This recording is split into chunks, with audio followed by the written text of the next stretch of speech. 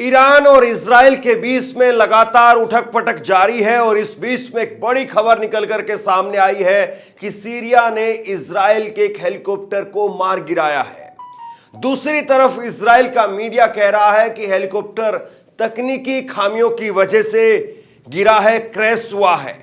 यानी सिरे से खारिज करने की कोशिश की जा रही है। और वहीं तुर्की के राष्ट्रपति ने इजराइल को जियोनी आतंकवादी संगठन कहा है। और इस बीच में अमेरिका और इजराइल के बीच में भी सब कुछ ठीक नहीं है।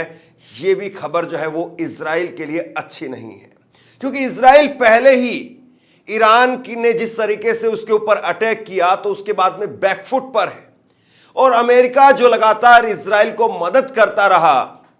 वही अमेरिका अब इजराइल पर बहुत ज्यादा आगे बढ़ता हुआ दिखाई नहीं दे रहा है, अपने हाथ पीछे खींच रहा है। और ऐसे में इजराइल पर जिस तरीके से लगातार अटैक हो रहे हैं, इजराइल दूसरी तरफ कोशिश कर रहा है कि लेबनान में गजा के अंदर वो अटैक करे और अपने लोगों का मोराल बूस्ट करके रखे।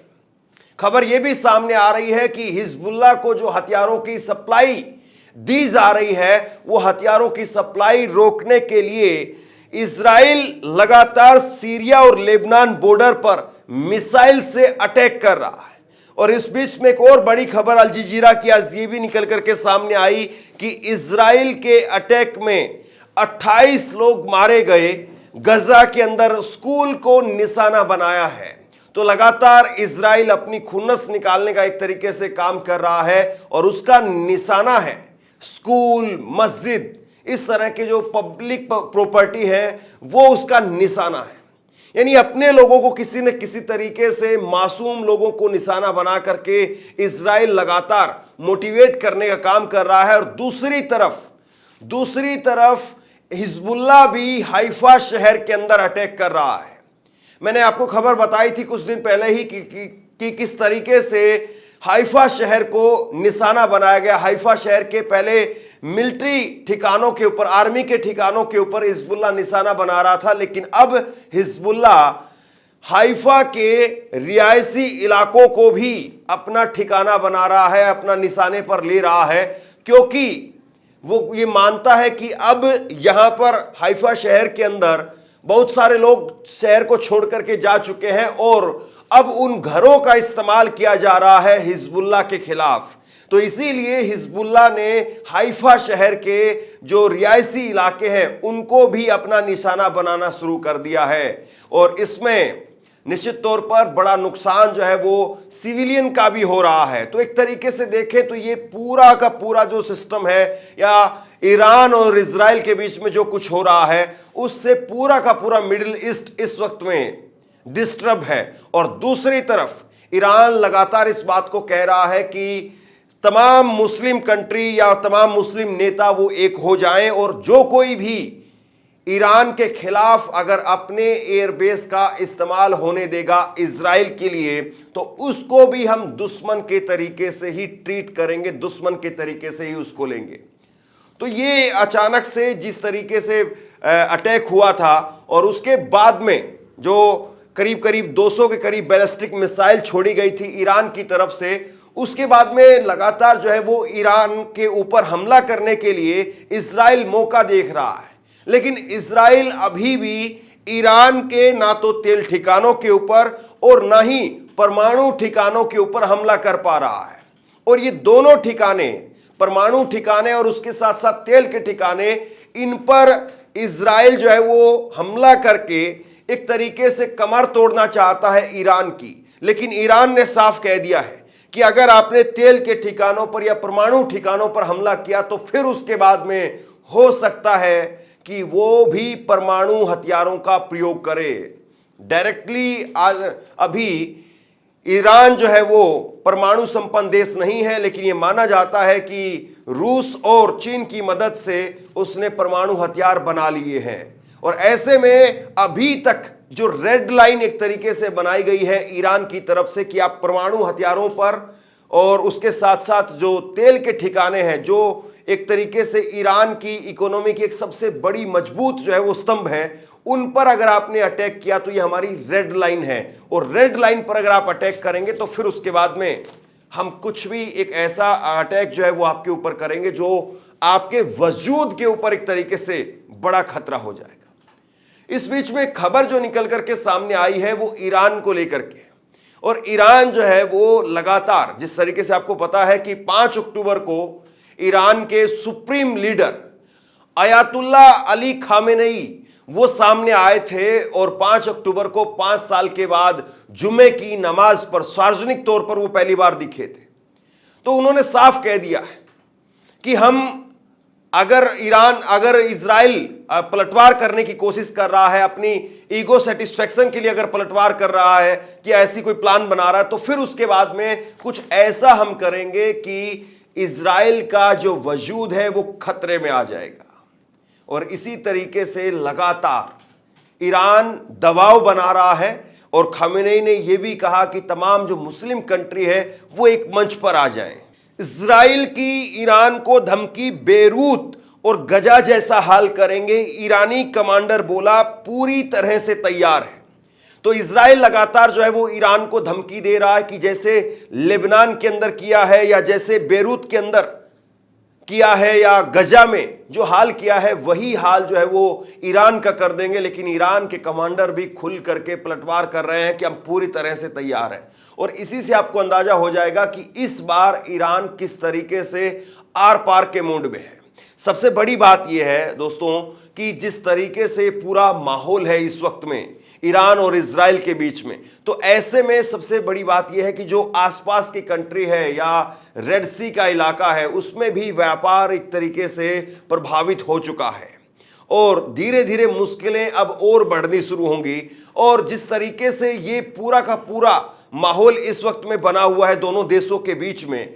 किसी न किसी तरीके से इजराइल जो है वो कोशिश कर रहा है कि अपने ईगो सेटिस्फेक्शन के लिए एक अटैक करे और उसके बाद में वो वापसी आ जाए। लेकिन ईरान जिस तरीके से उसका एयर डिफेंस वो मजबूत हुआ है, और उसके पीछे रूस खड़ा है। रूस लगातार ईरान का जो एयर डिफेंस सिस्टम है उसको मजबूत कर रहा है। तो ऐसे में इजराइल की हिम्मत नहीं हो पा रही कि वो अटैक करे। एक और खबर निकल करके सामने आई बीबीसी के हवाले से कि हिजबुल्लाह के रॉकेट के जरिए नॉर्दर्न इजराइल के अंदर 2 लोगों की मौत हुई है। तो लगातार हिजबुल्लाह जो है वो ईरान की टेरिटरी के अंदर, इजराइल की टेरिटरी के अंदर घुस करके लगातार मारने की कोशिश कर रहा है, और मार भी रहा है, कामयाब भी हो रहा है। और ये अपने आप में जिस तरीके से इजराइल बैकफुट पर गया है, उसके बाद में हिजबुल्लाह भी जो है वो अब आंखें तरेर रहा है। ये खबर आप देखिए, हिजबुल्लाह ने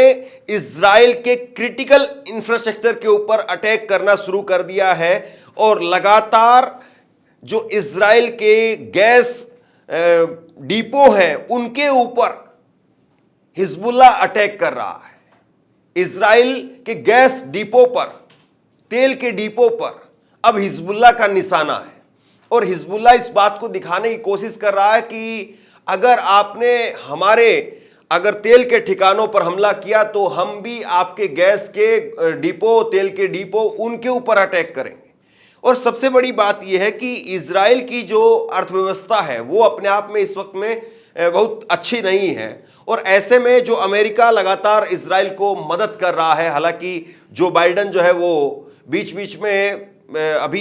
ये भी कहा जा रहा है कि उतने जो है वो नेतन्याहू के साथ में अब उनके रिश्ते अच्छे नहीं हैं, लेकिन फिर भी सबको पता है कि अमेरिका लगातार फंडिंग करता रहा है, और अमेरिका लगातार इजराइल को मदद पहुंचाता रहा है। अब ऐसे में इजराइल के ऊपर अगर और बड़ा अटैक होता है और अमेरिका अपने हाथ पीछे खींच लेता है, क्योंकि अमेरिका को यूक्रेन के अंदर भी मदद पहुंचानी है, वहां पर भी रूस और यूक्रेन का युद्ध चल रहा है, तो अमेरिका भी इस वक्त में घिरा हुआ है, और अमेरिका चुनाव के मुआयने पर भी है। तो ऐसे में इजराइल की जो मुसीबतें हैं, इजराइल की जो समस्या है वो लगातार बढ़ती जा रही है। और सबसे बड़ी बात यह है कि इजराइल इस वक्त में एक ऐसे संकट से, नेतन्याहू एक ऐसे संकट से घिर रहे हैं कि उनके ही लोग, अपने लोग जो है वो विद्रोह कर रहे हैं। उनके अपने लोग अब लगातार कह रहे हैं कि बंधकों को छुड़वा करके लेकर के आइए, सेना जो है उसके अंदर से लगातार ये खबरें आ रही है कि बंधक अगर आप नहीं छुड़वा करके लाएंगे तो हम आगे लड़ेंगे नहीं। इस तरह की जो खबरें निकल करके सामने आ रही है वो इजराइल के लिए, नेतन्याहू के लिए लगातार परेशानी वाली है। और आपको पता है कि अभी फ्रांस के राष्ट्रपति मैक्रो उन्होंने कह दिया था कि इजराइल लगातार नरसंहार कर रहा है और इसीलिए हमें उनको हथियार नहीं देने चाहिए। और इसी से आप अंदाजा लगा सकते हैं, उसके बाद में नेतन्याहू की तरफ से कहा गया कि आपने जिस तरीके से स्टेटमेंट दिया है वो उन्हीं को जो है वो बुरा भला कहने लगा। तो एक तरीके से इजराइल की जो ये कल्चर है या इजराइल का ये जो एक नेचर है कि जो लगातार उनके साथ में खड़े रहे, मैक्रो लगातार जो है उनकी सपोर्ट में खड़े रहे, लेकिन जैसे ही मैक्रो ने अपने पैर पीछे खींचे तो उसके बाद में मैक्रो को, फ्रांस को भी जो है बुरा भला कहना शुरू कर दिया। तो ये जो खबरें निकल करके सामने आ रही है, लगातार दोनों देशों के बीच में तनाव बना हुआ है और मिडिल ईस्ट में जो कुछ इस वक्त में चल रहा है, ये जंग लंबी होगी, इसमें कोई शक नहीं है। और WW3 के नाम से इसको लगातार बुलाया जा रहा है कि जिस तरीके से जंग बढ़ती जा रही है और इस जंग में अगर और बाकी मुल्क भी शामिल हो जाएंगे या फिर किसी दिन पैनिक में आकर के इजराइल ने अटैक कर दिया तो फिर उसके बाद में कहीं ऐसा ना हो कि ईरान भी अपने परमाणु हथियार जो है वो इस्तेमाल कर ले और उसके बाद में अगर ऐसा हुआ तो फिर WW3 यानी वर्ल्ड वॉर 3 जो है वो स्टार्ट हो जाएगा। तो जिस तरीके से ये खबरें निकल करके सामने आ रही है, निश्चित तौर पर हम सब के लिए भी, दुनिया के लिए भी चौंकाने वाली है, लेकिन जिनके ऊपर जिम्मेदारी है ऐसी स्थिति को रोकने की, वो क्या कर रहे हैं, UN क्या कर रहा है, अमेरिका जो शांति की बात करता है वो क्या कर रहा है और उसकी, अमेरिका की इस वक्त में स्थिति क्या है, किस तरीके की है, ये सब सामने है। शेयर कीजिए इस खबर को, लोगों तक पहुंचाइए और इसी तरह की तमाम खबरों के लिए ऑनलाइन न्यूज़ इंडिया को सब्सक्राइब कीजिए। बहुत बहुत धन्यवाद।